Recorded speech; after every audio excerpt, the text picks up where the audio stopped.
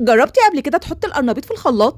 بجد من كل قلبي ربنا يكرم اللي اخترع الوصفه الرهيبه دي. عايزه اقول لكم يا جماعه طلع معايا روعه، لدرجه ان جوزي وبنتي طلبوا مني الوصفه دي تاني. تعالوا بقى اقول لكم عملته ازاي، بس ما تنسوش يا حبايب قلبي تنزلوا تحت تعملوا لايك للفيديو، ويلا بينا نشوف الوصفه الجامده دي بتتعمل ازاي. في الاول خالص جبت قرنبيطه، والحجم اللي انا استخدمته هنا هي قرنبيطه صغيره، وطبعا ممكن تكبروا الحجم او تجيبوا واحده اكبر من كده. وبعد كده خدت القرنبيطه دي وبدات اقطعها لوردات كبيره زي ما انتم شايفين. وبعد كده خدت الوردات الكبيره ديت وبدات اقطعها لقطع صغيره ووردات صغيره، وبيبقى كده في القرنبيط كده زي حتت سودا كده فوق مش نظيفه. بدات برضو يعني اشيلها كده بالسكينه، وبدات بقى اقطعهم كلهم لحد ما خلصت الكميه كلها.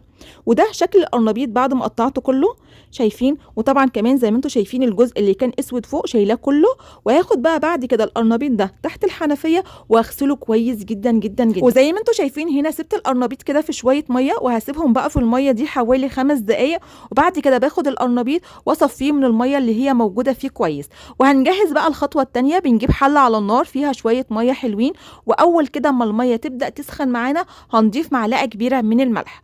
وبعد كده بناخد القرنبيط وهنبدا بقى نحطه كده مع الميه والملح علشان عايزين نسلقه. وهقول لكم بقى هنا على تركايه حلوه قوي لما تيجي تسلقوا القرنبيط. بتضيفوا كده حوالي نص كوبايه من اللبن او الحليب زي ما بيتقال في الدول العربيه، بتقضي على ريحه سلق القرنبيط بطريقه يا جماعه رهيبه. بجد حلوه قوي الفكره دي وهتفرق معاكم. طبعا زي ما انتم شايفين كده القرنبيط بنسلقه في الاول على نار عاليه لحد اول لما يبدا يغلي معايا، وبعد كده طبعا بنهدي بقى عليه النار خالص ونسيبه لحد ما يستوي معانا، لحد بقى ما نجهز الخطوه الثالثه. بنجيب كده بصله غسلينها كويس وهنبدا بقى نقطعها لقطع صغيره زي ما انتم شايفين بالشكل ده. ومعايا كمان 2 فلفل اخضر، ومعايا كمان كده قطعه من الفلفل الاصفر والفلفل الاحمر، وكمان معايا بقدونس اخضر. هنبدا بقى نجيب كده الخضار ونبدا نقطعه لقطع صغيره جدا. تمام. طبعا انتوا هنا لو ما عندكمش فلفل اصفر واحمر ممكن تستغنوا عنهم خالص وتكتفوا بالفلفل الاخضر وكمان بالبصل وكمان بالبقدونس. هنبدا نقطع الخضار كله قطع صغيره زي ما انتوا شايفين كده. واخر حاجه معايا هي البقدونس، بقطعه بصراحه بحب اقطع بالمقص، التقطيع بيبقى اسهل من كده. وهنجيب طاسه على النار هنحط فيها شويه زيت، وبعد كده اول لما الزيت يسخن معانا هنحط بقى البصل، وهنبدا بقى نقلب في البصل لحد ما نشوحه ويبدا يصفر معانا. احنا هنا مش عايزين بس ندبل البصل، لا عايزينه يصفر معانا. اول لما البصل يجيني باللون ده هنضيف بقى فصين توم مهروسين، وهنقلب التوم لحد ما ريحته تظهر معانا. تمام. وبعد كده بنضيف بقى اللي هو الفلفل الاخضر والاصفر والاحمر، هنديلهم بقى تشويحه حلوه كده مع البصل، وهنستمر في التقليب لمده دقيقه بس لحد ما نضمن ان الفلفل دبل معانا. وبعد كده بنضيف معلقه كبيره ونص من الصلصه. تمام. ولو عندكم عصير طماطم ممكن تضيفوه. تمام. وهنضيف كمان معلقه كبيره من الكاتشب، بيفرق قوي في الطعم. وهنقلب بقى كل المكونات دي مع بعضها كويس. وهنضيف بقى دلوقتي البهارات.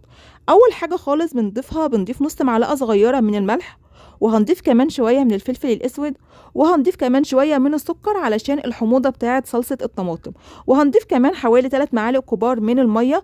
وهنقلب بقى الخضار ده كويس في الميه. تمام. وهنضيف كمان البقدونس اخر حاجه، وهنقلبهم مع بعض وهنسيبهم بقى مع بعض كده حوالي دقيقه واحده. وبعد كده هنضيف علبه من التونه. طبعا التونه هنا صفيتها من الزيت بتاعها كويس جدا. وطبعا خطوه التونه هنا اختياري، ممكن تستغنوا عنها خالص وتستكفوا بس بالخضار. بس انا هنا بصراحه طعم التونه مع الخضار مع القرنبيط مدي طعم حلو قوي مع وصفه القرنبيط. وهنا خلاص التونه بقت جاهزه معانا، هنركنها على جنب لحد ما نشوف بعد كده هنعمل ايه. كان خلاص كده القرنبيط استوى معانا جدا، مش استوى بس يا جماعه، لا القرنبيط اتهرى معانا. تمام. هناخد بقى القرنبيط ده ونصفيه من الميه بتاعته كويس. وهنا قدامنا حاجه من اتنين، يا اما نسيبه ياخد درجه حراره الغرفه ويبرد معانا خالص، يا اما ناخده كده تحت الحنفيه ونغسله كويس علشان بس نضمن ان الحراره بتاعته تكون راحت منه، علشان بس لما نيجي نحطه في الخلاط ما يبوظش الخلاط معانا. هنجيب بعد كده الخلاط وهنحط فيه بيضه، وهنحط عليه كمان شويه من الملح وكمان شويه من الفلفل الاسود، وهنضيف كمان معلقتين كبار من الدقيق. تمام. وبعد كده بنضيف بقى القرنبيط مع المكونات اللي في الخلاط. وزي ما انتم شايفين كده القرنبيط مستوي معايا جدا ومهري، لدرجه كده ان انا لو جبت المعلقه وحطيتها فيه بيتهرى معايا او بيتهرس معايا بسهوله. هنحط كده حوالي 3 معالق كبار من القرنبيط، وهناخد بقى المكونات دي وهنضربها في الخلاط كويس جدا. لو لاحظتوا كده هتلاقوا في الاول المكونات بتتضرب معانا بسهوله، وبعد كده بنضيف بقى القرنبيط معلقه بمعلقه. لو لاحظتوا هنا بتلاقوا الخلاط بدا كده يقف معانا، بنضيف بقى نقوم جايين قافلين الخلاط وضايفين كده حوالي حوالي 4 معالق كبار من القرنبيط ومقلبينهم كويس بالمعلقه. وبعد كده بنشغل الخلاط هنلاقيه بيشتغل معانا بسهوله، وهنستمر بقى بالطريقه دي لحد ما نخلص الكميه كلها. وكنت كمان هنا حابه ان انتوا تسيبوا لي تحت في الكومنتات بتتابعوني من انهي بلد. انتوا عارفين ان انا بحب اشوف كومنتاتكم جدا وبفرح جدا بيها، وكمان هحاول على قد ما اقدر ارد على اكبر قدر منها. وهنا كمان خلاص خلصت كميه القرنبيط كلها زي ما انتوا شايفين كده.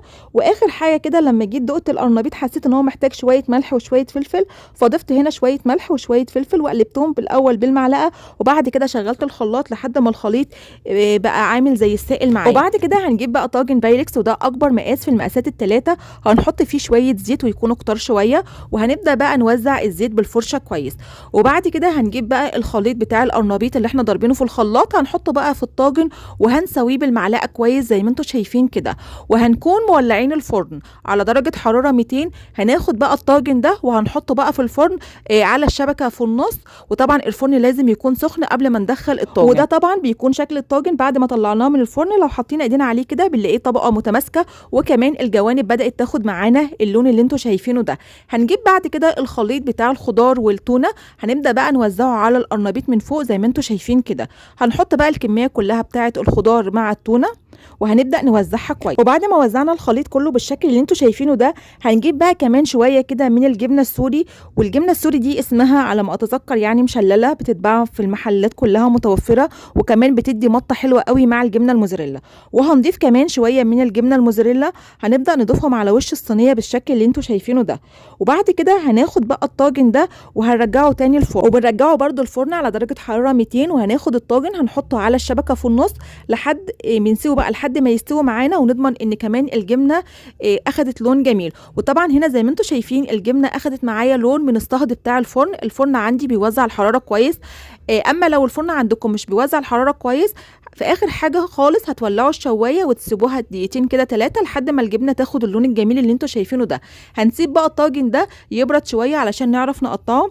في الاول خالص كده بنجيب السكينه ونبدا كده نمشيها على اطراف الطاجن علشان بس نضمن ان القرنبيط يتقطع معانا بسهوله.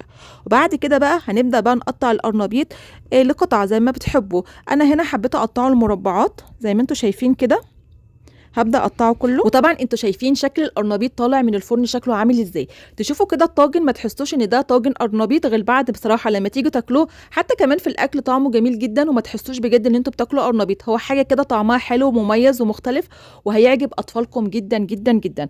خدنا كده قطعه، شايفين ما شاء الله شكله طالع عامل ازاي. ولا طعمه بقى طعمه جميل جدا جدا جدا.